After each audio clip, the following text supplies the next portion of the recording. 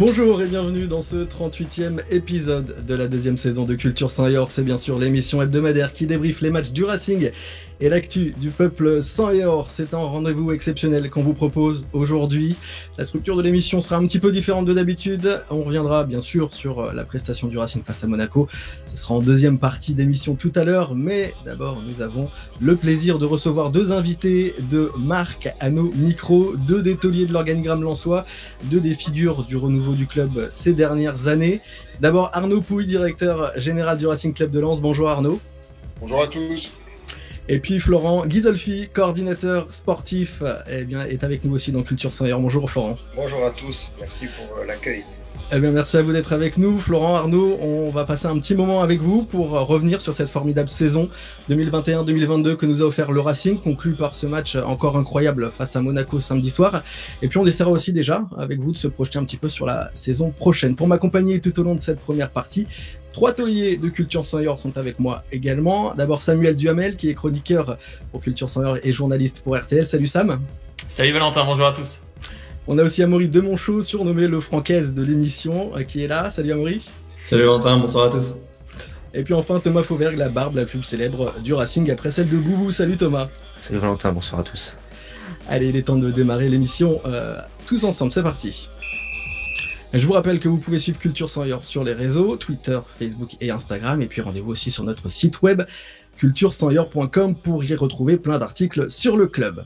Arnaud Pouille et Florent Ghisolfi sont les invités de Culture Saint-Yor. Messieurs, il y a évidemment beaucoup de choses, beaucoup de sujets que l'on veut aborder avec vous.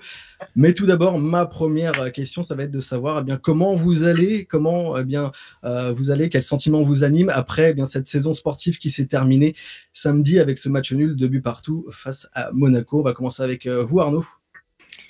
Oui, merci. Écoutez, de toute façon, on partage avec Florent, je pense, et il complétera si j'oublie, mais c'est un sentiment de fierté qui nous anime parce que au-delà on va dire, d'une surperformance comptable par rapport à notre classement en termes de moyens et notre classement sportif final, c'est que on a retrouvé beaucoup d'émotions cette année, le retour du public et vraiment beaucoup de moments de fusion entre le public et le groupe professionnel, que ce soit le staff d'ailleurs ou les joueurs. Et je pense que ça, c'est ce que tout le monde attend ici à Lens, et notamment peut-être votre émission Culture Saint-Yor.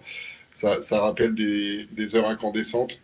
Et donc voilà, c'est un grand sentiment de fierté avant toute chose. Florent, est-ce que vous voulez rajouter quelque chose, Florent, pourquoi pas? Quand je ferme les yeux, le premier mot qui vient, c'est la fierté. Donc je suis dans les pas d'Arnaud. On est très fiers de la saison qui vient de s'écouler avec c'est ça, des moments de partage incroyables, et que ce soit dans le groupe, dans le club, mais aussi avec nos supporters et avec tout l'écosystème. Alors Florent, je vais un petit peu vous titiller dès le départ, mais au coup de sifflet final samedi soir, je vous ai vu très vite aller parler à l'oreille de Seko Fofana sur le terrain. Qu'est-ce que vous êtes dit? J'ai dit qu'il avait fait un bon match. J'avais imaginé d'autres réponses. J'avais imaginé par exemple, on rate de peu l'Europe cette saison, mais si tu restes, on l'aura à coup sûr l'année prochaine, pourquoi pas?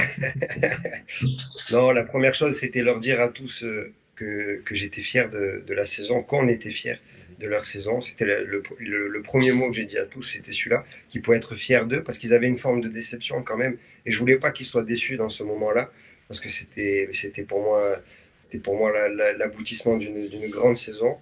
La deuxième chose, c'était qu'ils savourent le moment, parce que des fois, quand on a un mélange d'émotions, on ne savoure pas forcément l'instant présent. Et je souhaitais qu'ils savourent. Et j'ai essayé, moi aussi, de savourer ce moment de communion entre nous et avec les supporters. C'est vrai que le Racing...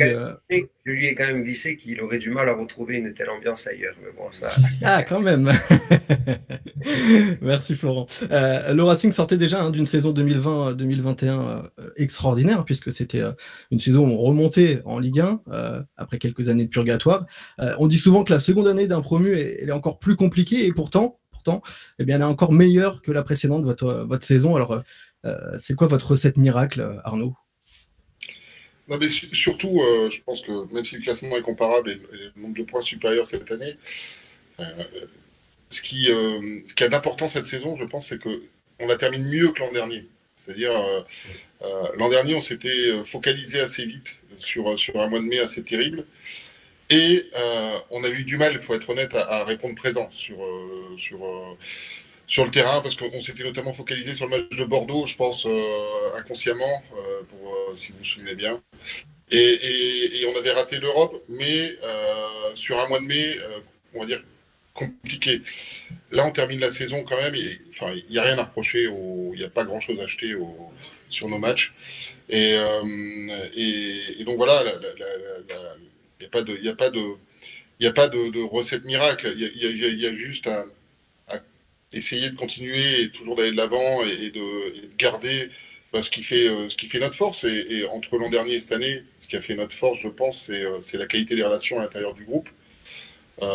C'est aussi l'expertise du staff. Et puis, c'est des retouches progressives qu'on apporte et qu'on continuera d'apporter au groupe en espérant toujours aller de l'avant et avoir de meilleurs résultats, même si on sait que la saison prochaine sera particulière. Voilà. Vous avez créé quand même, non, je veux dire, vous avez quand même réussi à créer alors je dis vous, il n'y a pas que vous, hein, le club, il y a Francaise, il y a le staff, etc.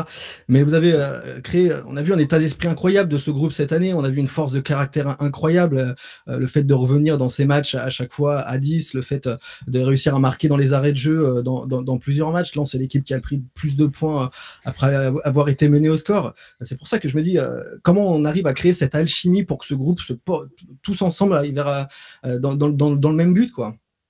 Une grosse différence avec l'an dernier. Hein. Déjà, ouais. Cette année, on avait le public. Hein. Oui, aussi. Voilà, et puis assez souvent, dans toute aventure sportive, je crois qu'il faut retrouver de la crédibilité au fur et à mesure. Et je pense qu'il y a des rapports de force où on a plus de confiance.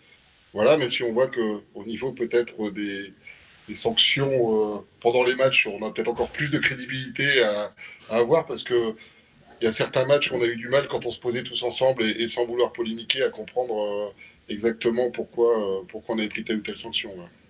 Ouais, on est d'accord avec vous là-dessus. On a quelques matchs en tête, effectivement. On en a certains.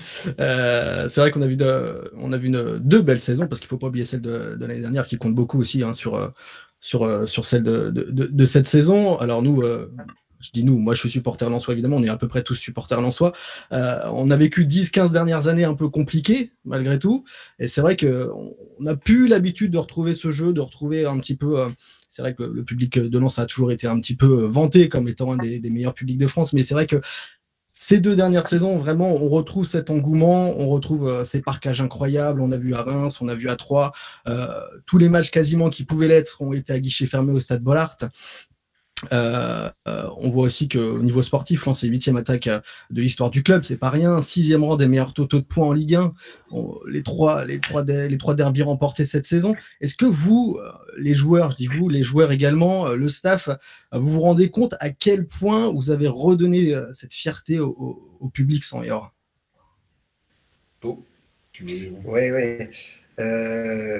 Oui, on se rend compte qu'il se passe quelque chose, clairement, depuis la montée. La première année, en tout cas depuis 2019 et le début de notre travail ensemble, la première année en Ligue 2 a quand même été difficile, mais on a réussi à monter et depuis la montée, il se passe vraiment quelque chose. Il y a une alchimie entre toutes les composantes. Et pour revenir à ta question précédente, aujourd'hui, je pense qu'il y a que des bonnes personnes qui composent le vestiaire, qui composent le staff, qui composent aussi la direction. Il y a un alignement total, avec des bonnes personnes. Et c'est ce qui fait qu'il y a cette cohésion de groupe qui fait aujourd'hui notre force, clairement. Mais en plus de ça, en plus de la cohésion, parce que la cohésion, ça ne suffit pas, sinon on mettrait des pimpins qui s'entendent bien et ça suffirait. Mais en plus de la cohésion, il y a vraiment de la qualité dans nos joueurs. Et puis dans notre staff, l'équipe elle joue d'une manière aujourd'hui qui est reconnue pour être un des plus beaux jeux de la Ligue 1, mais surtout c'est pas que de la maîtrise, il y a aussi beaucoup de caractère dans notre jeu avec du jeu vers l'avant et le public se reconnaît, c'est vraiment dans l'ADN lensois. Donc oui, on se rend compte qu'il se passe quelque chose, ça nous donne encore plus d'énergie, on est juste fiers. C'est pas une fin en soi, on est juste fiers de tout ce toute cette dynamique autour du club. Mais j'ai envie de dire que c'est pas que nous qui la créons, c'est aussi les supporters, l'enthousiasme autour du club qui nous donne de l'énergie, qui donne de l'énergie aux joueurs. C'est vraiment un tout. C'est vraiment un tout. Vous avez créé l'expression faire du lance quand même cette saison et ça c'est quand même pas mal. Oui, Sam, tu veux poser une question? Ouais, simplement pour rebondir sur ce que disait Florent et ce que disait Arnaud. Tout à l'heure, vous parliez de surperformance et de petites touches à ajouter évidemment suivant les événements d'une saison. Vous avez optimisé énormément j'ai envie de dire, de domaines, que ça soit d'un point de vue sportif, d'un point de vue, vous parliez d'alchimie, donc de gestion humaine, d'un point de vue économique. Quels sont les domaines où vous pouvez encore aller chercher des marges de progression s'il en existe? Alors, j'attaque, Flo, tu compléteras, je pense, si jamais. Attention, hein, on a parfaitement conscience qu'on n'est pas parfait, hein, qu'on a encore plein de boulot à réaliser. Et pour nous, on est déjà basculé sur l'avenir. Enfin, mais il y a plein de sujets où on peut s'améliorer. Et sans critiquer ou sans trahir quoi que ce soit, sans trahir les gens qui ont œuvré par le passé ou qui œuvrent encore au sein du club. Mais on s'est rendu compte, par exemple, qu'on avait un boulot conséquent à réaliser et à exécuter sur la relation supporter. On s'en est très vite rendu compte en septembre, donc là-dessus on va se renforcer. Après, on se rend compte aussi, et on a bien compris le message, qu'une marque debout c'est bien, mais une marque pleine c'est mieux. Donc on a bossé là-dessus pour augmenter la capacité. On attend les feux verts ministériels. En termes de sponsoring et d'hospitalité, on travaille sur améliorer nos offres. Donc il y aura des espaces un peu plus accueillants en termes d'hospitalité pour l'ensemble des supporters, notamment en termes de buvettes, où on sait que les accès sont compliqués. On a bien vu aussi que parfois, de temps en temps, les tourniquets avaient du mal à fonctionner, donc on les rénove au fur et à mesure. Enfin, plein de petites choses comme ça. Et puis, on va passer la parole à Florent. Il y a aussi au niveau sportif, de la post-formation et de la formation, où on a conscience aussi qu'on a encore des chantiers et des travaux à réaliser, et donc des décisions qui sont prises ou qui vont être prises à travers une stratégie qu'on est en train de décliner. Voilà. Ouais, dans la lignée d'Arnaud, je parlais pour le sportif, ce qui me concerne. Mais il n'a pas cité les pros parce que c'est vrai que ça fonctionne bien, mais même sur la partie professionnelle, je pense qu'on a des axes d'amélioration. C'est pas parce que ça se passe bien qu'on est parfait. Je pense même qu'il y a toujours des choses à aller chercher et il faut aller les chercher. Si on commence à stagner, on va reculer. Voilà, sur la partie pro, on peut progresser sur certains aspects. On va essayer de le faire au quotidien. On doit vraiment progresser sur la partie, on va dire, post-formation. L'équipe réserve. Alors c'est très, il y a plusieurs sujets. On va en parler certainement après. On va vous poser la question, ouais. On va essayer de se structurer. Et puis sur la formation, un travail qu'on a entamé aussi depuis un petit moment. Et les choses avancent bien. Après, ce sont des processus assez longs. Mais voilà, il y a toujours des axes d'amélioration et on va essayer d'aller les chercher petit à petit. Encore une fois, ça se passe bien, ça ne veut pas dire qu'on est parfait. Ça veut dire qu'on a peut-être travaillé un peu mieux que certains, mais il faut pas se satisfaire de ça. Justement, je propose à Maury que peut-être on enchaîne, puisqu'on a évoqué justement la réserve et les équipes de jeunes. Toi, tu voulais parler à Arnaud et Florent là-dessus. Oui, savoir un peu quels étaient les projets, où étaient les axes, parce que c'est vrai que certes, la N2 et le 19, ils sont pas là pour être premier de championnat. On est surtout, je pense, sur des logiques de formation et d'avoir des joueurs formés à chaque poste et surtout des objectifs de moyens. Néanmoins, on se rend compte qu'il y a quand même peut-être un petit trou là avec des résultats qui sont peut-être pas au niveau de ce que vous espériez. Qu'est-ce que vous en pensez et quels sont les objectifs du coup pour la post-formation? On fait ce constat-là. Aujourd'hui, on fait ce constat-là. Déjà, la première chose, tu l'as dit, Amaury, les résultats ne sont pas notre priorité dans ces deux catégories-là, même si la réserve, c'est important de la maintenir pour que les jeunes joueurs suivants puissent jouer au niveau National 2. Elle va descendre en National 3. Ça, on fait le constat. Les premiers responsables, c'est Arnaud et moi déjà, c'est la première des choses. Parce que voilà, en National 2, il y avait un effectif qui était ce qu'il était. Le premier constat qu'on fait, c'est que ça a manqué d'énergie et de force autour de l'équipe, comme on peut l'avoir sur les professionnels. C'est vrai que je mets beaucoup d'énergie autour des pros. Donc, je pense que Arnaud va vous l'annoncer. On va mettre une personne qui va être plus dans mon rôle, mais autour de l'équipe réserve, donc autour de l'équipe nationale 3, sur ce qu'on appelle la post-formation. La post-formation, c'est quoi? C'est le joueur qui arrive de notre formation, ou c'est le joueur qu'on peut récupérer à 17, 18, 19 ans dans notre club, ou éventuellement d'un pays africain. Donc on va mettre un peu plus d'énergie sur cette partie-là, et après on va mener une réflexion aussi sur l'organigramme, mais ça c'est à venir. Ouais.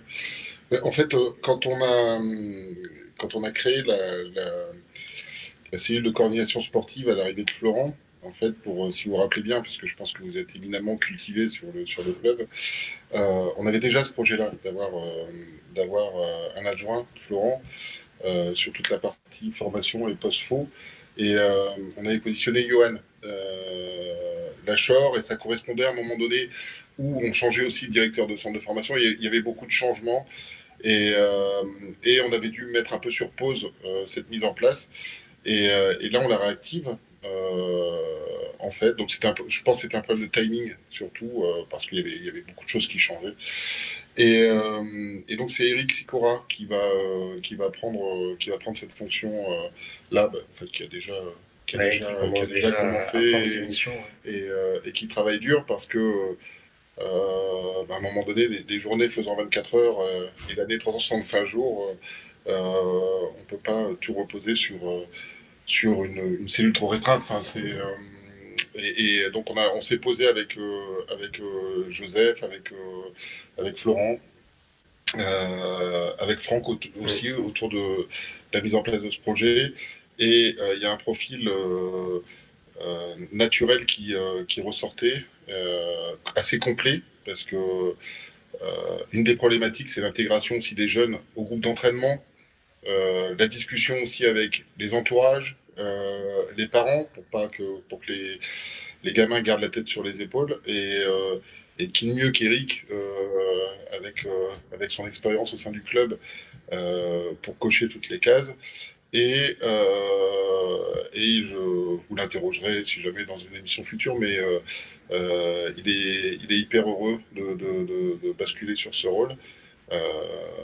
Et donc voilà, ça fait partie des changements, des ajustements qui vont avoir lieu qui ont lieu là, cette intersaison. Je dis peut-être une bêtise, mais c'était Alou Diarra qui était en charge aussi de faire le lien entre l'effectif professionnel et le reste. Non, il était Alou Diarra et adjoint numéro 2. Et c'est vrai qu'il était en lien de communiquer avec le staff de l'équipe réserve. Mais là, c'est un poste qui n'est pas sur le terrain. Et oui, j'entends. Oui. Voilà, qui est vraiment dans cette gestion des contrats, des humains. S'il y a des joueurs qui sont prêtés, les suivre aussi. Ouais. Ok. On a aussi demandé à nos chroniqueurs Culture sans heure, qui sont pas là avec nous, mais qui œuvrent tout au long de l'année pour nous, de vous poser des questions s'ils en avaient. Et j'en ai une d'un collègue qui vous suit du Canada, qui s'appelle Mathieu, qui est d'abord fier de ce que vous avez accompli cette saison, et qui vous pose cette question: est-ce qu'il y a quelque chose, et si oui, quoi, sur toutes ces saisons que si vous pouviez refaire différemment, vous ferez comment? Je sais ce que tu vas répondre. Moi, la préparation du match du derby de cette année et l'approche du parquage, où je pense qu'on a été un peu angélique sur la question. Voilà. Ouais. Florent? C'est ça que tu pensais? Oui, je sais. Je pensais que tu dirais plus d'influence pour interdire le déplacement des supporters. Moi, c'est assez évident. Toi, c'est avec moi, donc. Ça va paraître un manque d'humilité si je dis rien, mais parce que j'ai des choses qui me viennent, mais qui sont forcément confidentielles, et on a toujours des choses on aurait dû faire différemment dans. Match de Bordeaux l'an dernier. Hein. Ouais. Peut-être. L'approche du match de Bordeaux. Ah oui. Ah oui, ça c'est clair. Mais comme il a dit, cette saison, on avait dit. Ouais. Mais nous, dans le recrutement, on se remet toujours en question. Il y a toujours des choses qu'on peut mieux faire dans les timings, dans les choix, l'approche dans du match à pression. Cette année. Ouais, voilà. Non, mais c'est dire qu'il y a beaucoup de choses. Comme je le disais tout à l'heure, on se remet en question. Et forcément, je ne vais pas brûler un joueur sur le pilori devant moi. Mais non, c'est globalement satisfait, mais on se remet en question sur les petites choses. Il y a eu quand même un petit point noir, et vous l'évoquiez un petit peu, hein, Arnaud, c'est l'histoire du derby, match aller à Bollaert, et l'envahissement du terrain notamment, et puis les plaintes qui ont été déposées ensuite. Comment vous avez vécu cette période? Est-ce que, par exemple, vous referiez autrement, pourquoi pas? Comment ça se passe avec certains supporters aujourd'hui? Est-ce que vous pouvez nous répondre un petit peu là-dessus? Alors, il y a la partie club et il y a la partie perso. Je vais commencer par la partie perso, comme ça j'évacuerai la sensibilité. C'était violent, parce que vous connaissez pas mal de personnes qui étaient sur le terrain, dont vous savez que une fois que la machine est lancée, ils vont prendre, comme on dit. Et donc, en tant que dirigeant, vous pouvez pas y couper, et donc vous discutez, vous échangez au sein du club, et vous vous rendez compte que c'est inéluctable. L'image qui était laissée était telle qu'elle méritait sanction. Et après, vous savez pertinemment que dans ces cas-là, quand il arrive ce genre d'événement, personne n'est blanc. Enfin, je veux dire, mais vous devez incarner, c'est là que vous devez basculer assez vite sur le côté pro, la prise de décision, et qui doit être relativement rapide, et dans les règles de ce qu'on s'est fixé, c'est-à-dire les communiquer d'abord aux supporters avant qu'elles deviennent publiques. Et là, vous vous rendez compte que après, dans l'approche du match, et vous n'avez pas été parfait, que dans les premières décisions qui sont tombées, c'est allé un peu vite, et donc vous avez une part de responsabilité, même si, et ça je le maintiens à qui veut bien l'entendre, il faut absolument que les supporters, même ultra passionnés, comprennent que le terrain est sacré. C'est-à-dire il y a des acteurs du jeu, il y a des ramasseurs de balles, c'est un endroit qui est assez sécurisé, il y a des panneaux publicitaires, c'est un mélange d'enfants, d'acteurs du jeu dont l'espace d'évolution doit être sacralisé et protégé. Et donc, même si c'était à la mi-temps, vous devez prendre des mesures fortes, parce que ça a été les règles ont été enfreintes, voilà. Mais après, par contre, ça ne nous empêche pas de regarder un peu tout ce qui doit être amélioré pour l'avenir. Donc c'est pour ça qu'on a posé le filet anti-intrusion. C'est pour ça aussi qu'on s'est rendu compte qu'à un moment donné, dans ce qu'on faisait, on était un peu trop angélique, ce que j'ai dit tout à l'heure, c'est-à-dire qu'on avait une zone de 800 places en bas qui était au contact de nos familles, et alors que réglementairement rien ne nous y poussait, et quand on sait qu'en plus, entre les interdictions et les clubs qui déplacent peu de supporters, c'est autant de personnes et de supporters que vous privez d'assister au match de Bollaert. Donc, comme dans tout souci, une analyse de responsabilité, de prise de décision, et puis après, essayer d'optimiser un peu les choses. Et puis là où ça a mis le doigt de façon forte dans ma tête, c'est qu'on était sur un cycle de 4 ans, et avec des représentants de supporters, il y avait un schéma de confiance, en fait, et qu'on n'avait pas balisé, en fait. C'est-à-dire, et là, on s'est rendu compte qu'on discutait avec des gens qui n'étaient pas forcément les représentants légaux des assos de supporters, qu'il y en a qui n'étaient pas enregistrés, il y en a qui revendaient 2 ou 3 fois le prix de la place sur laquelle on faisait des efforts, donc il n'était même plus dans la notion de foot populaire tel qu'on peut l'imaginer, quoi. Et donc là, ça a entraîné un certain nombre de prises de décisions et d'actions après. Mais tout en ayant parfaitement conscience que, un, personnellement, ça a été dur, voilà, et deux, professionnellement, avoir conscience que les torts étaient forcément partagés. Voilà, il fallait quand même en parler, mais le sujet est clos, en tout cas pour l'instant, et on espère qu'il va le rester assez longtemps. Oui. On a appris une bonne nouvelle, Florent et Arnaud. C'est la prolongation de notre coach, Franck Hez, hein, qui prolonge jusqu'en 2025. Après ces 2 belles saisons en Ligue 1, ça a été évident pour tout le monde. Oui. Oui, clairement. Oui, c'est une évidence. On est très alignés sur le sujet. On croit très fort dans la stabilité. On est dans le foot. Il n'y en a pas beaucoup de la stabilité. Mais aujourd'hui, dans notre projet, on y croit très fort parce que on est entouré de gens qui sont compétents et qui sont très impliqués. Donc, ce qui peut nous amener à être stable et à s'engager dans la durée avec les hommes. Franck est un pilier très important du projet sportif. Et donc, on est forcément très heureux de s'engager sur ce cycle de 3 ans.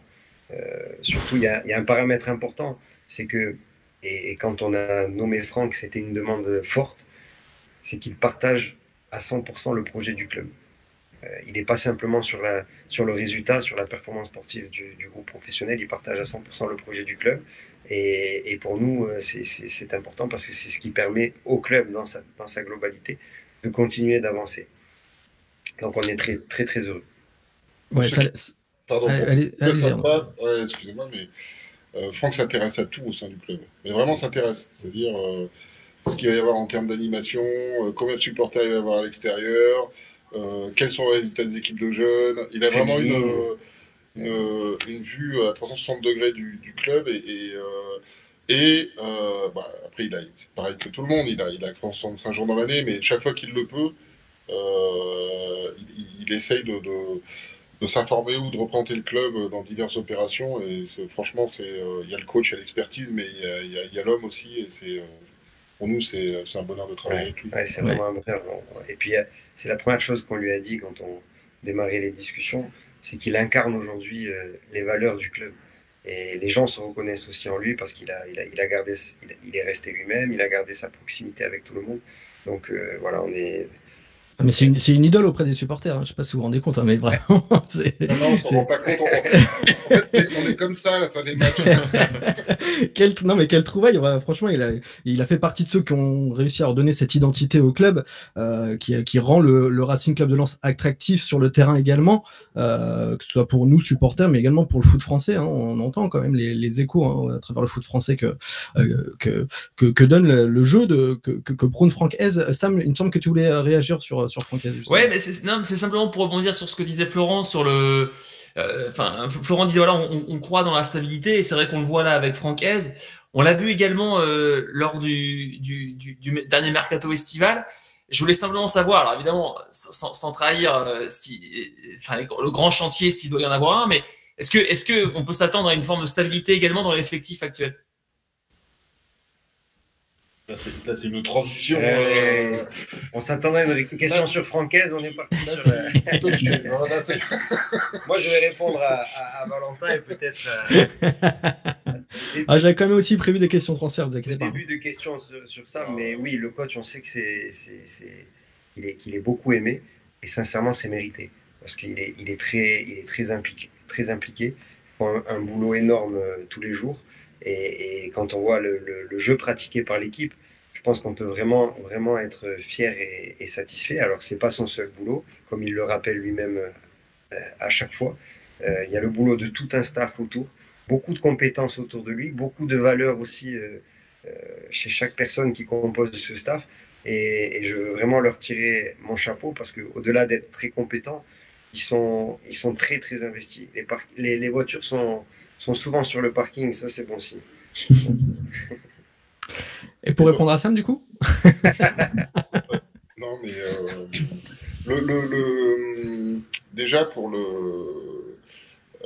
de façon générale, le le monde du foot va un peu changer, hein. C'est-à-dire qu'à travers la cession des droits de la LFP et du déferlement de l'argent de CVC, il y a forcément des mécaniques qui se mettent en route. Bon, on l'a vu dans le mode de redistribution, c'est surtout les clubs présupposés européens qui perçoivent d'argent, mais on va quand même en percevoir un peu, comme très autres de nos collègues, et un peu beaucoup d'ailleurs, et donc ça va avoir des impacts, ça c'est certain. Mais donc ce qui veut dire que entre cet impact, dont on connaîtra exactement les contours une fois qu'on sera passé dans la DNCG, parce qu'il y a une commission d'octroi des fonds, et vous devez flécher cet argent concernant l'utilisation, vient s'ajouter le fait que l'an dernier, la DNCG nous avait demandé de préfinancer notre activité, notamment tout ce qui était potentiel, c'est-à-dire les ventes de joueurs qu'on inscrit dans notre budget. Ça veut dire que les ventes prévues sur cet exercice ont été préfinancées l'an dernier déjà. Donc les financements restent, plus il y a l'argent de CVC qui arrive. Ça veut dire que, grosso modo, ce que je réponds à Samuel, c'est on n'est pas pendu et pressé de vendre. Enfin, vous voyez, on a un actionnaire qui est solide et présent. Donc si on peut, c'est une grande vague de stabilité. Maintenant, il y a à l'intérieur de ce groupe des joueurs qui se sont développés, qui ont peut-être envie de passer des paliers et avec qui on n'a pas transigé avec ce qu'on leur a dit parce qu'on est comme ça. Et ça, je vais laisser le Flo le détailler, mais grosso modo, ça veut dire que si un joueur vient nous voir et nous dit que il a un projet qui le tente, etc., bah, on se posera avec lui et on défendra les intérêts du club au maximum, mais on n'est pas en train de faire un prospectus avec X joueurs à vendre, hein, loin de là. Hein. Voilà. Je sais pas si tu veux compléter. Ouais, je vais compléter. C'est très juste ce que dit Arnaud. En fait, dans notre manière de fonctionner, personne n'a de bon de sortie. Personne n'a de bon de sortie. À l'inverse, on n'enferme jamais personne, puisqu'à un moment donné, il y a des logiques à respecter. On va vous donner un exemple. Vous avez suivi le mercato passé. Loïc Badet, il n'était pas dans la case des ventes. Mais après, quand le joueur, forcément, il y a des salaires qui sont multipliés par X. Il y a un projet sportif qui est peut-être, je dis bien peut-être, plus intéressant. Et pour le club, une indemnité de transfert qui peut être utilisée, en tout cas qui rentre dans les comptes. Donc voilà, on n'enferme personne, on sera à l'écoute de tout, mais il y a des logiques à respecter. Et de toute façon, bloquer un joueur contre son gré, si vraiment c'est intéressant pour tout le monde, je ne suis pas sûr que ce soit la meilleure des solutions. Par contre, nous, derrière, il faut qu'on sente que c'est le bon moment pour le bon joueur.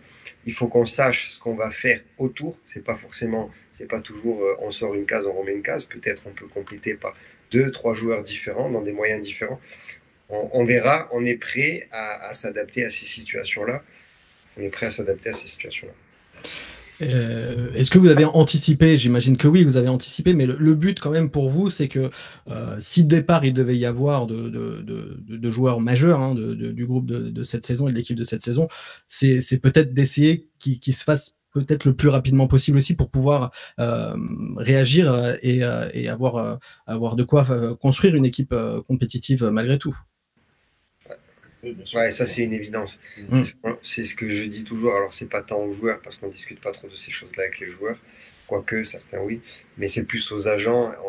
On les alerte. Voilà, si vous voulez à un moment donné que votre joueur puisse avoir la porte ouverte, ils nous connaissent un peu. Il vaut mieux que ce soit fait dans un timing plus tôt, on va dire, parce qu'au plus tôt ça se fait, au plus tôt on peut remplacer et préparer notre saison. Donc oui, mais après. Le football et les mercatos, ça se passe jamais comme on l'imagine et comme on le prévoit. Il peut y avoir une offre astronomique le 30 août. Comment on fait? Ouais, donc, évidemment. Voilà, il faut qu'on soit prêt. En tout cas, on est là, on est prêt, on est prêt à faire face à ces éventualités. Et ce qui est sûr, c'est qu'on fera au mieux. Est-ce qu'on fera bien? Je ne sais pas, mais on fera au mieux. Est-ce que vous pouvez nous dire aujourd'hui déjà que Jimmy Cabot et Poreba, le Polonais, seront au Racing Club de Lens la saison prochaine, c'est sûr? Moi, je ne sais pas faire ça, alors je vais laisser répondre. Il y a une très forte probabilité. Merci. Est-ce que on a entendu dans les médias aujourd'hui que vous vous aviez trois listes de joueurs en fonction de leur grade, on va dire, et notamment une liste VIP. Est-ce que Benjamin Bourigeaud est sur cette liste VIP? Je rentre jamais dans ces détails-là. Ce sont des détails qui sont sortis au détour d'une discussion je pense avec Franck. On ne rentre pas dans ces détails-là et ça veut trop rien dire.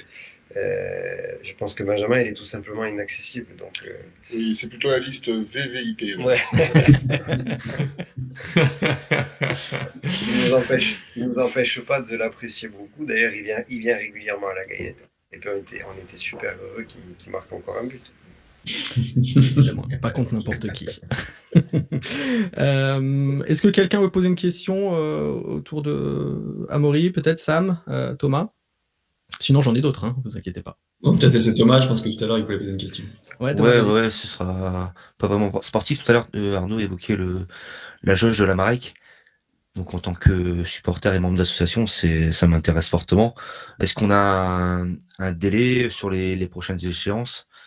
Est-ce que ça va être en début de saison? Est-ce que ce sera un peu plus tard? Écoute, les assos sont reçus le 1er juin, ouais.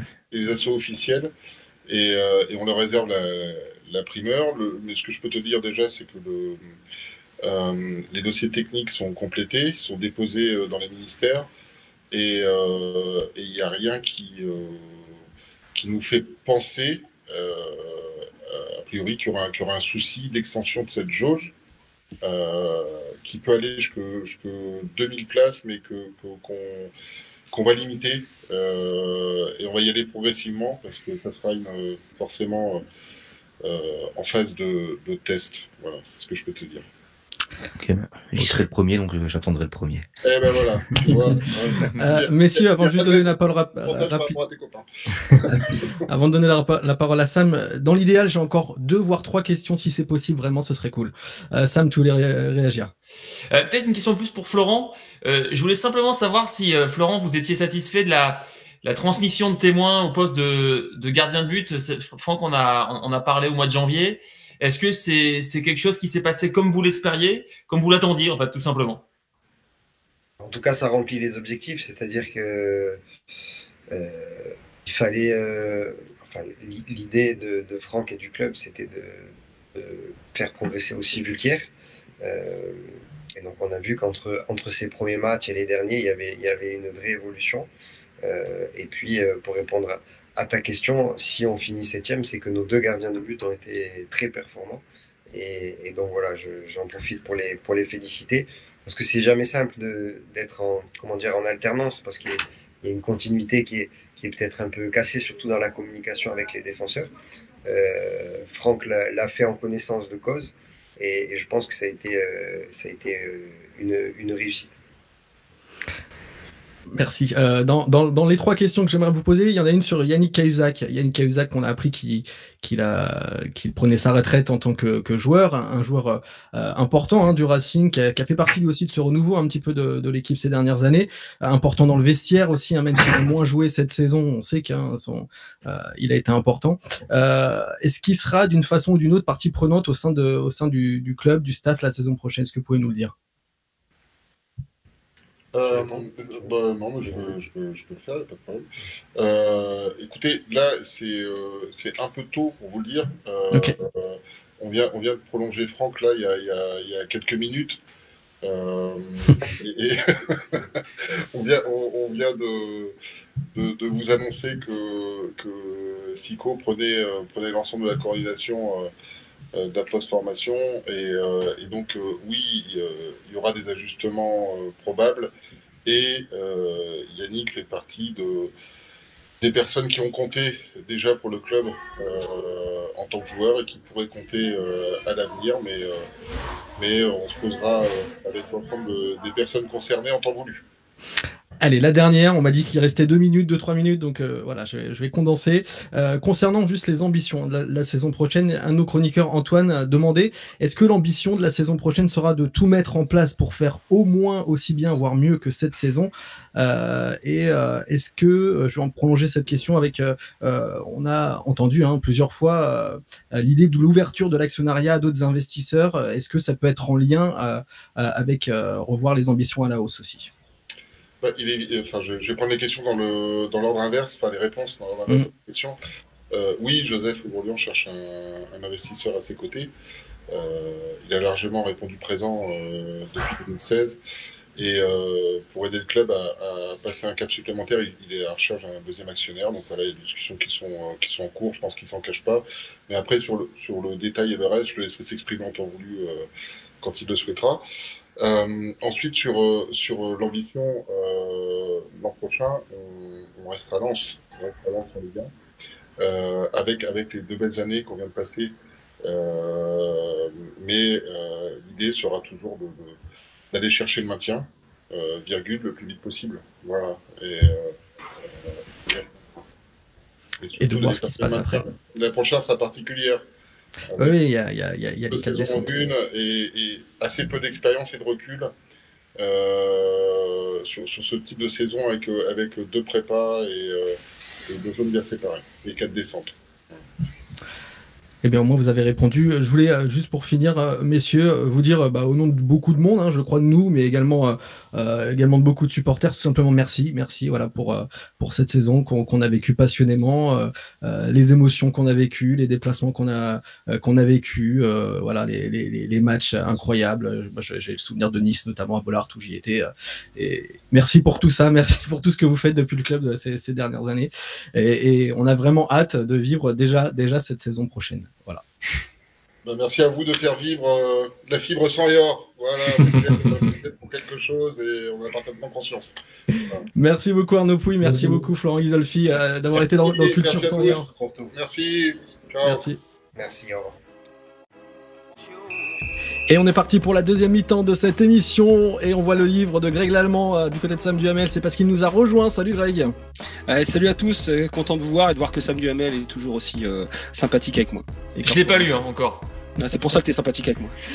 Allez messieurs, on va maintenant débriefer après notre première partie avec Florent Ghisolfi et Arnaud Pouy. On va maintenant débriefer ce match face à l'AS Monaco que le Racing a affronté samedi soir au Stade Bollaert et que le Racing nous aura offert un dernier match à l'image de sa saison, plein de générosité, plein d'envie, de spectacle, entouré d'une force de caractère qu'on lui connaît et qui est sa marque de fabrique cette saison.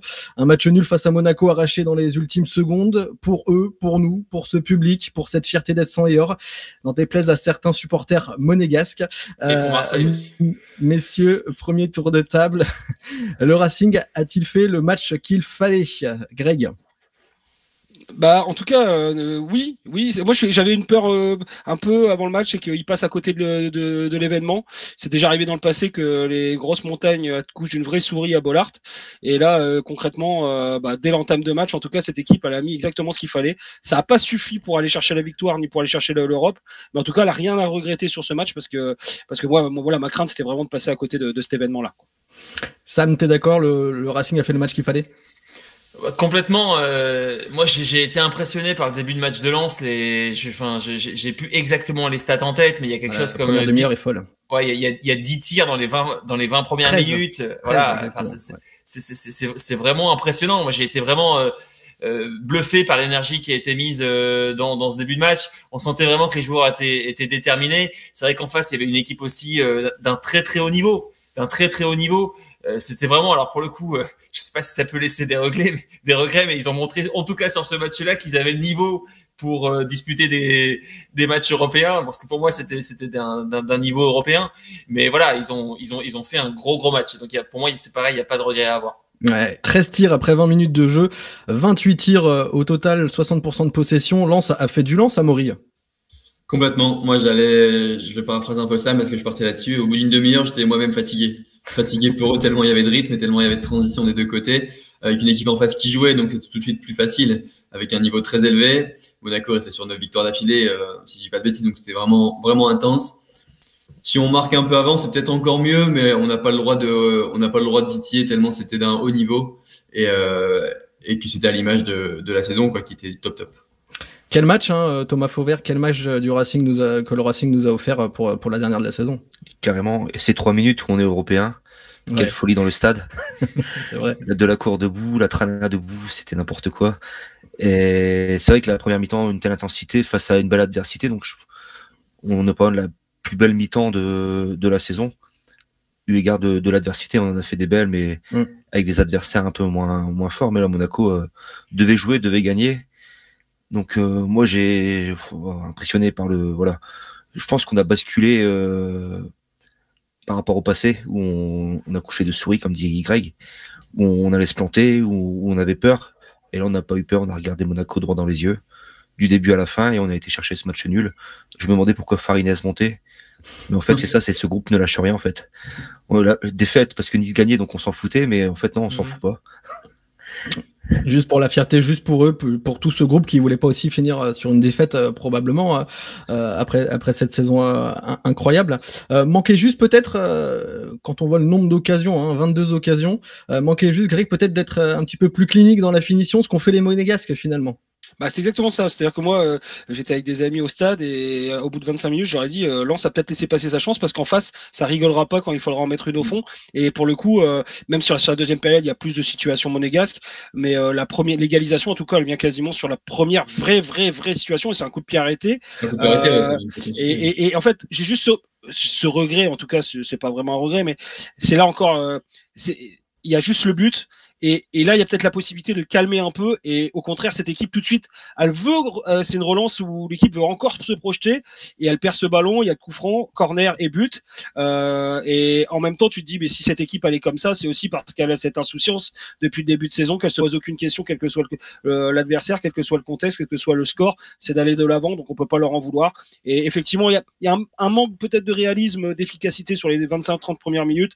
Mais c'est aussi parce que ça allait dans tous les sens et qu'il y a peut-être manqué un peu de lucidité à ce moment-là, mais on peut pas leur en vouloir parce que quel régal de les voir entamer un match comme ça décisif avec autant d'allant, autant de précision technique dans l'amorce parce qu'il y a certainement eu du manque dans la finition. Mais alors il y a eu des déports, notamment je vois cette action. Ouais, des combinaisons. Je vois ce ballon de Pereira da Costa qui rentre, qui joue en appui, qui arrive à mettre qui décale à gauche. Ouais. Enfin, ouais, on s'est régalé, voilà, c'est tout. Ouais. À un moment donné, il faudrait vraiment être pointilleux pour dire que cette équipe. Les récupérations hautes, on a vu aussi pas mal de récupérations hautes. On avait finalement pas vu Monaco, qui restait sur 9 victoires d'affilée, être autant bougé. C'est vrai qu'ils ont peut-être pas joué peut-être des clubs aussi en forme que le Racing sur ces 9 derniers matchs, mais malgré tout, on n'a pas vu Monaco autant bouger que ça par rapport à ces 9 derniers matchs. C'est toujours le rapport de force. C'est-à-dire que Lens a fait un énorme début de match. Après, encore une fois, les Monégasques n'avaient pas été extrêmement tranchants à Lille, même s'ils ont fini par gagner. En première mi-temps, les 30 premières minutes de la 37e journée, le match contre Brest à domicile à Louis II, ils n'ont pas été extraordinaires non plus. Donc c'est pas une équipe. Alors c'est certes une équipe qui a gagné 9 matchs, c'est très fort. Mais c'est pas une équipe qui a dominé de la tête et des épaules ces 9 matchs-là. Et Lens, je crois que c'est Thomas qui l'a dit, a montré qu'il pouvait rivaliser en haussant simplement l'intensité, le niveau de jeu. Ils pouvaient rivaliser. C'est ce qu'ils ont fait. Moi, en fait, par rapport à il fallait un concours de circonstances assez exceptionnel pour que Lens bascule 5e. Et donc Thomas l'a dit, ça a été le cas pendant 3, 4, 5 minutes. Entre guillemets, ce que j'espérais, je te dis ça parce que par rapport à ce que tu disais sur l'ouverture du score qui aurait pu être plus précoce, moi, en fait, entre guillemets, j'espérais que Lens reste dans la position du chasseur le plus longtemps possible. Jusqu'à la 70e, 75e, avant de mettre un dernier coup de collier. Entre guillemets, malheureusement, ça s'est pas passé comme ça. Mais, je m'étais dit, c'est pas forcément une bonne chance que Lens marque trop tôt dans cette rencontre, parce que forcément ils vont soit avoir tendance à se découvrir ou alors Monaco va devoir attaquer encore plus. Et bon, voilà, ils ont égalisé très très vite. À la limite, moi, ça m'avait rassuré qu'ils égalisent assez vite Monaco. Bon, malheureusement derrière ils ont marqué un deuxième. Ouais, moi je vois ça, je sais pas votre avis, je pose la question à Maury, mais je vois ça quand même comme un nul un peu miraculeux pour Monaco parce que hormis leurs 2 buts, je vois pas énormément d'autres occasions, j'ai pas énormément d'autres occasions qui me reviennent en tête comme ça.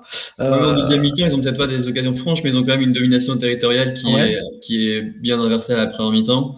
où moi je trouve que plutôt c'est l'égalisation de Lens à la toute fin qui est plus miraculeuse et on a quand même plus souffert en deuxième mi-temps territorialement et dans l'utilisation du ballon. Miraculeuse, Monaco s'arrête de jouer aussi à un moment donné, non? Ouais, mais moi je trouve qu'on a senti la fatigue en deuxième mi-temps de cette première demi-heure de dingue quand même. Ouais. C'est vrai, ouais, je suis moyennement d'accord parce que on a une vision effectivement biaisée parce que la première mi-temps est vraiment dominée par Lens, et la deuxième pour moi elle est équilibrée parce que notamment il y a tout un passage en début de deuxième où on sent que Lens d'ailleurs le public s'y trompe pas avec le chant les Lensois allez-le, et qui a duré hyper longtemps et à ce moment-là il y a une vraie pression, mais l'équipe s'est coupée un peu en deux et je pense que notamment Jonathan Klaus, on le voit sur le deuxième but, il percute, il loupe sa passe et il s'excuse, il prend quoi, je sais pas, une seconde pour s'excuser auprès de Fofana, et c'est cette seconde-là qu'il perd sur le compte pour aller embêter le centre pour Ben Yedder. Mais moi, j'ai pas senti Monaco vraiment dominateur sur des longues périodes. Après, qu'il y ait de la qualité en face avec des Tchouaméni, etc. pour percuter. Et puis évidemment Ben Yedder ou d'autres, ça on s'y attendait. Moi, je pense que la première mi-temps est pour Lens, la deuxième mi-temps est plus équilibrée. Et la fin de match, finalement, ouais.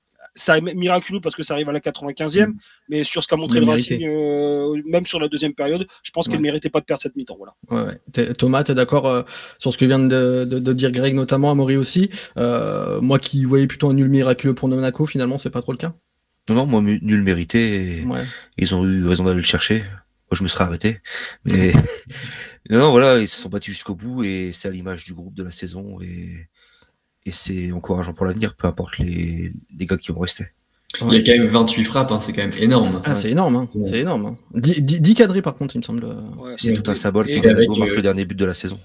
Et puis il y a que Grady, je crois, qui marque pas. Tout le reste, les mecs, tout le monde a tiré. C'est quand même une stat intéressante. C'est quand même fou. Ouais, et puis tu parlais de la deuxième mi-temps. Moi, je revois la frappe de Fofana que le gardien Monégas va chercher.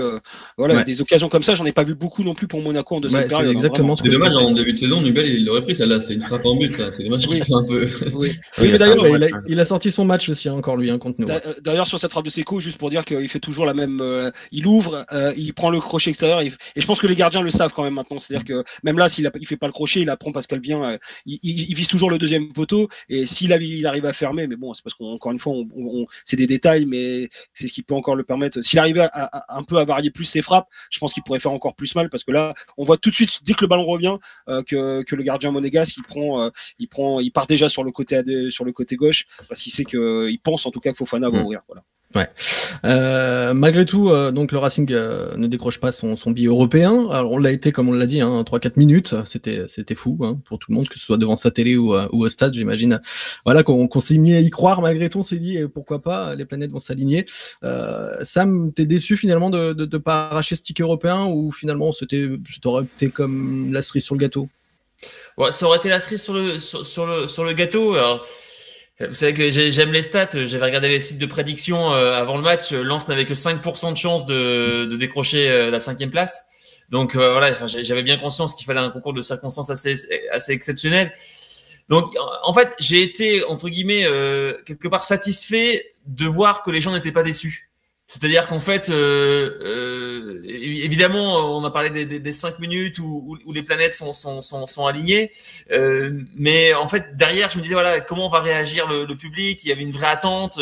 Je voyais, il y avait quelques, alors ça n'a pas des valeurs scientifiques, mais quelques sondages sur la toile où on sentait que les gens étaient vraiment dans une optique de qualification européenne. Enfin, je pense vraiment que tout le stade y croyait, alors qu'effectivement les Lensois n'avaient pas entièrement leur destin au bout des crampons. Mais non, au final, quand on voit ce qui s'est passé, en fait, j'ai tendance à penser que ceux qui sont le plus déçus, ce sont les joueurs. Parce que voilà, on vient d'avoir le retour d'Arnaud Pouille et de Florent Ghisolfi. C'est pareil, Franck Hez, il était en mode fierté juste après le match. Je pense que ceux qui sont peut-être le plus déçus, c'est les joueurs, parce que j'ai l'impression que l'environnement était quand même extrêmement satisfait des 12 mois qui viennent de s'écouler en fait. Juste un truc juste sur l'avant-match, t'as raison. Tout le monde, en tout cas, avait l'air focalisé sur cette qualif. Mais moi, j'entendais aussi beaucoup de discours qui disaient, nous, on fera la fête quand même, quoi qu'il arrive, etc. Mais ça, c'est facile à dire avant. déjà. Quand ça arrive, ça a été le cas. Mais moi, ça me gênait un peu d'ailleurs ce discours parce que je me disais, c'est pas la Ducasse en fait. Il y a quand même une ambition, il y a quand même une possibilité d'aller en Europe. Ça s'est pas présenté depuis, depuis la saison dernière, mais aussi avant, c'est peut-être la demi-finale de Coupe de France contre Monaco en 2010. Donc c'était pas hier. Et j'avais l'impression que des fois c'était un peu le jubilé de Cahuzac, on va faire plaisir, on va leur faire la fête. Mais il y avait un match à jouer quand même. Et tu vois, c'est bizarre, mais moi j'étais plutôt dans l'idée que fallait surtout pas se tromper d'objectif et que l'objectif c'était de gagner le match parce qu'il y avait une vraie chance d'aller en Europe. Et effectivement, ça s'est pas fait, mais il y avait pas de déception. Et finalement, la soirée, je vais pas dire qu'elle est parfaite parce qu'il manque la qualif, mais sur l'état d'esprit du public, en tout cas du début à la fin, ouais, c'était quelque chose. Sur le match proposé aussi quand même, malgré tout, on peut se satisfaire grandement de ce match. Amaury, toi, ton état d'esprit, t'étais déçu finalement ou pas tant que ça? Non, pas tant que ça. Moi, je pense que Arnaud Pouille nous l'a dit juste avant, c'est quand même une saison particulière qui nous attend.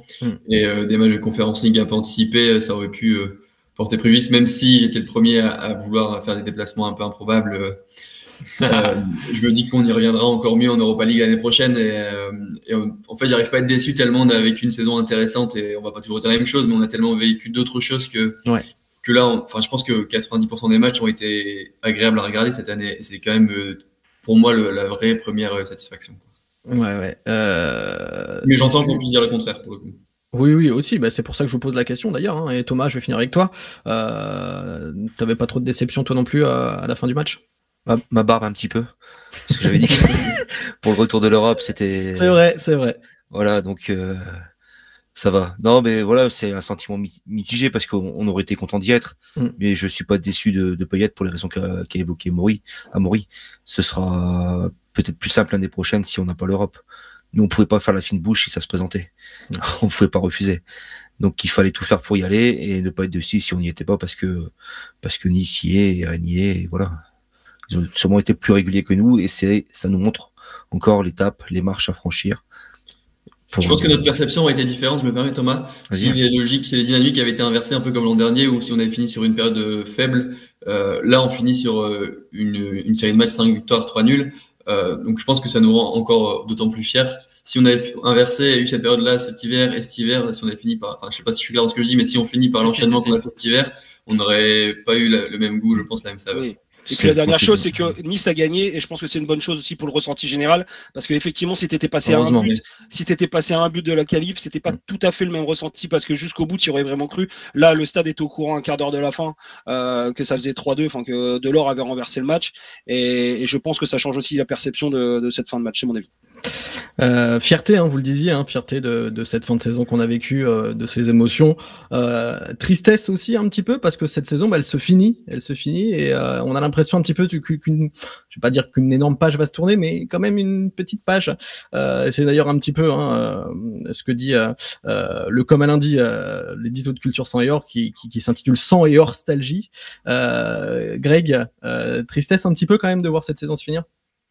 Tristesse, ouais, j'avoue que. Nostalgie. Ouais, j'avoue qu'en fait, j'ai la chance de suivre ce club depuis très très longtemps, voilà, et c'est la première fois où ouais, je ressens une forme de, c'est quand qu'ils reviennent. On s'était habitué à ce rythme d'un match. En plus, c'était des matchs en enjeu, donc il y avait graduellement, progressivement, une montée de pression, et à chaque fois, ils répondaient présent. Et puis au-delà du sportif, c'est une équipe qui dégage quelque chose d'extraordinaire. Et d'ailleurs, je voulais juste, vous avez probablement tous vu la vidéo qu'a posté le Racing Club de Lens hier avec les images de, voilà, des images de plaisir, de joie de toute la saison sur une très belle musique. D'ailleurs, je sais plus le titre, mais voilà, c'était et ouais, il y a quelque chose qui est un peu particulier. Moi, ça fait, voilà, j'ai 40 ans et j'avoue que je suis ce club depuis très très longtemps et c'est la première fois peut-être vraiment que j'appréhende une sorte de manque, quoi, voilà, parce que cette équipe, elle a dégagé au-delà encore une fois du foot. C'est des bons mecs, on peut le dire. Voilà, moi je les ai suivis notamment dans l'année de COVID, entre guillemets sous Covid, où on était les seuls à les suivre dans les stades, on était très peu à avoir la chance de les côtoyer. C'est juste des bons mecs. Alors oui, en plus ils ont gagné des matchs et donc ça a participé à encore amener un état d'esprit encore plus positif autour d'eux. Mais là, ils avaient atteint une sorte de summum et d'apothéose du bien vivre ensemble et ils étaient tous dans un esprit extraordinaire. Donc ouais, ça fait un peu bizarre que ce soit Lens ou autre d'ailleurs. Je pense que dans le foot, c'est très très rare d'arriver à une telle osmose. Donc on a tous aussi peur, je pense. Une forme de peur que ce soit ça se fragilise cet été. Donc hâte que le mercato y passe et puis qu'on retrouve des bonnes sensations. Voilà. Oui, même si nous disait Arnaud Pouillet et Florent Ghisolfi tout à l'heure, Sam, le but n'est pas, si possible, de ne pas tout chambouler finalement. Ils veulent garder, encore une fois, une ossature. Mais est-ce que toi aussi, tu as un petit peu de nostalgie à la fin de cette saison-là?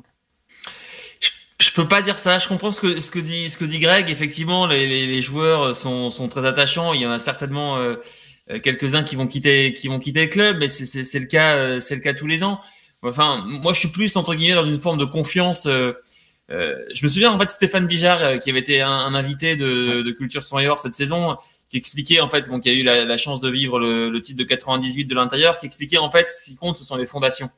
Et en fait, parfois, on voit des joueurs qui sont importants quitter l'équipe, et les supporters ont tendance à être un peu inquiets. Est-ce que voilà, ce joueur-là va être remplacé par un joueur d'une qualité équivalente ou pas? Enfin, mais en fait, ce qui compte, c'est les fondations. Quand les fondations sont solides, il peut t'arriver à peu près n'importe quoi. Tu sais que le navire va continuer à bien naviguer. Et donc, pour le coup, je suis pas inquiet sur les comment dire, les transferts qui vont arriver, le mercato qui va arriver. Il risque d'avoir des joueurs un peu chouchous qui vont quitter le bateau, mais je pense qu'au final, ce qui compte, c'est que l'établissement continue à avancer dans une direction qui est très claire. Renouveler aussi. Mais Sam, toi, tu seras là l'année prochaine, tu peux rassurer les gens qui nous écoutent. Je ne sais pas encore. Très bien. Breaking news. Amaury, un petit bout de nostalgie, toi aussi, ou plutôt de la vie de Sam? Un peu les deux en fait. Je suis nostalgique parce qu'on a vécu quelque chose de top et que si on avait encore pu faire 5-6 journées, c'était bien.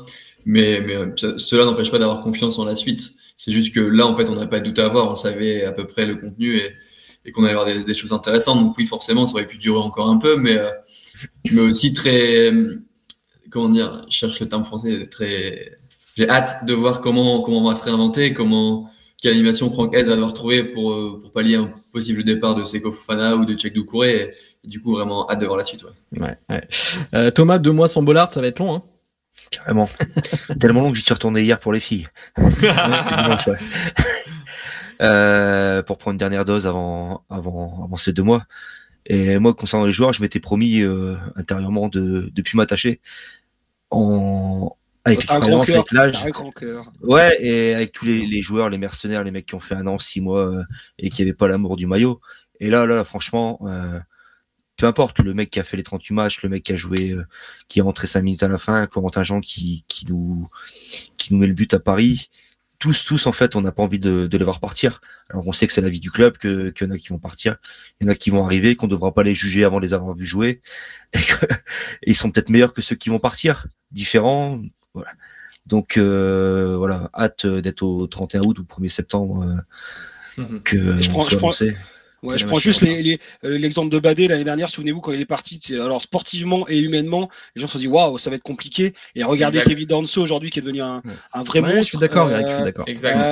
Alors c'est vrai que c'est toujours particulier, mais ce qui est bien, c'est que les gens s'attachent à nouveau à des joueurs de foot déjà, où que ce soit. Et puis ils ont écrit une espèce d'histoire. Il y avait une histoire cette saison aussi. Je trouvais qu'il y avait une histoire. Moi, je t'avoue que j'ai eu les yeux mouillés au moment du but de Ganago parce que vraiment, alors qu'on n'avait plus rien à jouer, mais juste ils n'ont pas lâché jusqu'au bout, et ça c'était comme un symbole de toute cette saison et que c'était aussi la fin du match, la fin de la saison. Voilà, j'ai embrassé les cuissons et voilà, j'étais vraiment, j'avais un petit peu les yeux mouillés malgré tout. Moi, je trouve que le vrai symbole, c'est l'importance qu'on entendait Florent Ghisolfi qui donne à l'humain, au rapport aux personnalités des joueurs, etc., à l'appartenance au territoire. Et ils finissent avec 62 points et 62 buts marqués. Et ça, je pense que c'est peut-être un hasard, mais je trouve qu'il y a quelque chose quand même là-dedans qui en dit long sur la symbolique de cette saison. Et ils repartent avec une lampe de Miller tous, où qu'ils soient. Je pense qu'ils oublieront pas le RC Lens. Faut l'avoir en tête.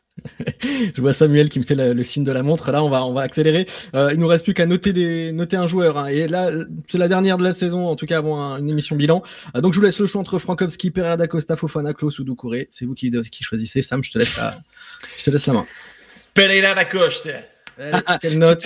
Vas-y. Non, mais en fait, moi, je suis bluffé par ce gamin. Il m'épate match après match. Je vais être rapide. Je vais lui mettre un 7. Ouais. Très encourageant. Pour moi, il est devenu titulaire quasiment indiscutable. Je pense que j'ai l'impression, je sais pas, je suis pas dans le groupe, mais j'ai l'impression que même Gaël Kakuta, ça fait une raison sur le fait que désormais, il était passé devant le petit Pereira da Costa.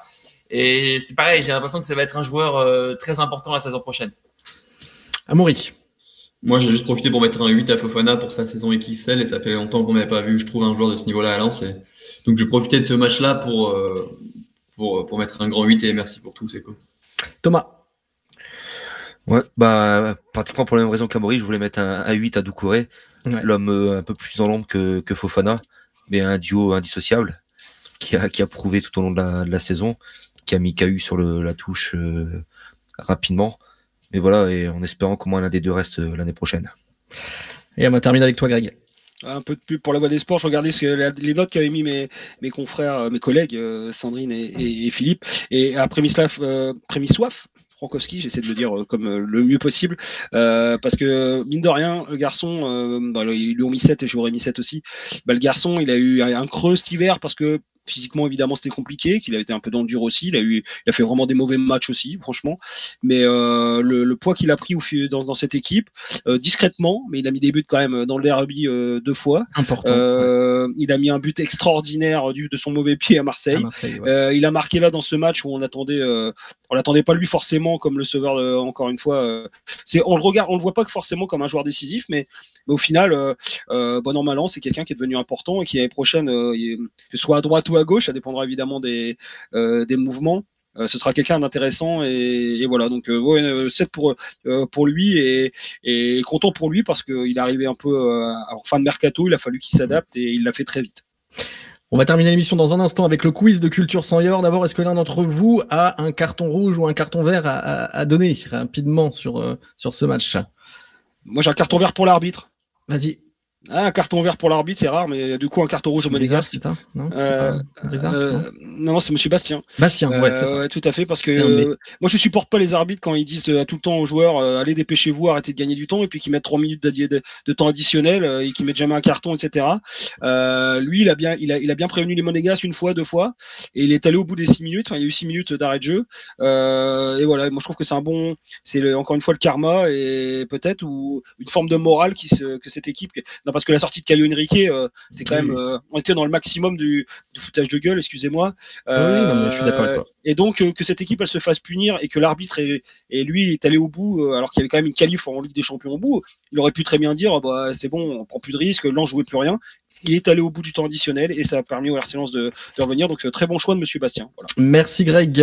Pour finir, juste avant le quiz, l'actu rapidement. Et c'est terminé malheureusement pour la N2. L'année prochaine, la réserve du Racing évoluera en N3, condamné à l'emporter pour espérer se maintenir. Bien, les hommes de Démon n'ont pas réussi leur objectif avec un score nul, 2 buts partout, qui précipite donc les Lensois vers la relégation. Un grand chantier s'annonce et vous pourrez retrouver le débrief bilan de la saison signé Clément sur notre site internet très rapidement, culturesenior.com. Et puis les filles ont terminé leur saison de D2 également au Stade Bollaert, mais par une lourde défaite face aux Nantaises, championne et promue en D1 l'année prochaine. Score final 4-1 pour les Canaries, les filles qui finissent 6e du groupe A de D2 féminine, malgré tout une saison grandement satisfaisante. Allez, on va terminer l'émission avec le quiz de Culture Sang et Or, messieurs. On va finir sur un quiz Lens Monaco. Les joueurs ou entraîneurs passés par Lens et l'AS Monaco. C'est parti et on va commencer avec Amaury. Wagno Eloi. C'est bon. Wagno Eloi, c'est bon Amaury. Thomas. Guillaume Warmuz. Guillaume Warmuz, c'est bon également. Sam. J'ai un blackout complet. Il y en a. Je passe, désolé. Ah là là, quelle déception. Il y en a tellement, Sam, tu vas voir. Greg, pardon. Eric Cubillier. Ouais, Eric Cubillier, c'est bon. Amaury. J'étais sur Eric Cubillier. Il y en a beaucoup d'autres.